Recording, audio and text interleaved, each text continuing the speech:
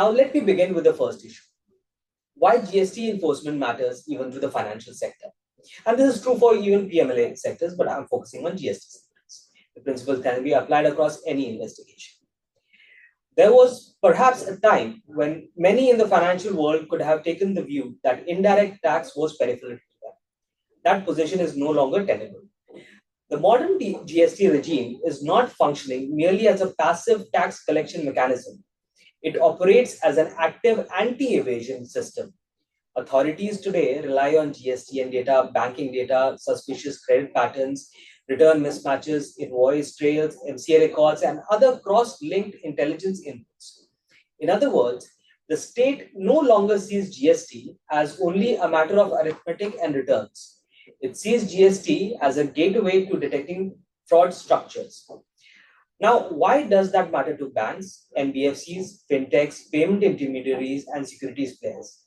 It matters because a financial institution may become visible to the enforcement system in several different ways.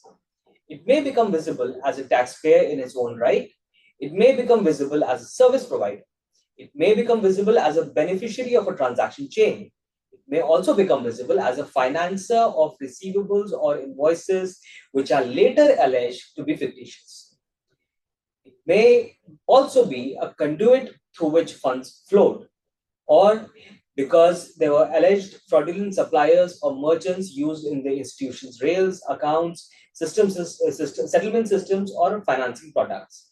And once that visibility arises, the institution can quickly move from being a neutral business participant to being treated, rightly or wrongly, as a facilitator, intermediary, beneficiary, or at the very least, a negligent gatekeeper.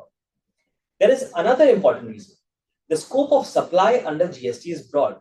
Many financial transactions or financial service related transactions generate GST implications.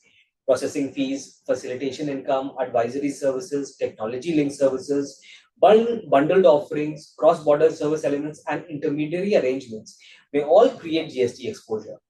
So, even before one reaches the fraud context, there's already a tax exposure layer embedded in the financial sector's day to day commercial model. But the greater danger lies in the second layer: input tax credit fraud and invoice chain investigations. Most serious GST investigations today do not begin with abstract disputes over rate or classification.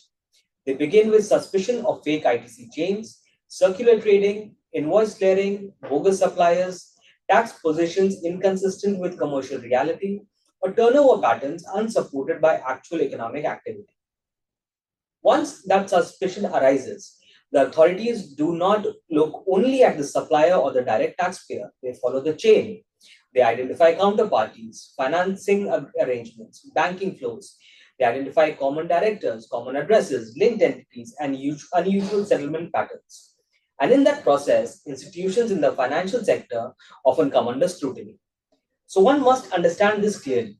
A bank or NBFC does not need to manufacture a single product in order to face GST-linked enforcement risk. A fintech does not need to issue a fake invoice itself in order to face investigative scrutiny. A payment intermediary does not need to decide tax classification in order to become part of an enforcement narrative. All that is often sufficient is that the institution enabled, financed, processed, routed, settled, or monitored transactions that the authorities now suspect were fictitious, led, circular, or otherwise tainted.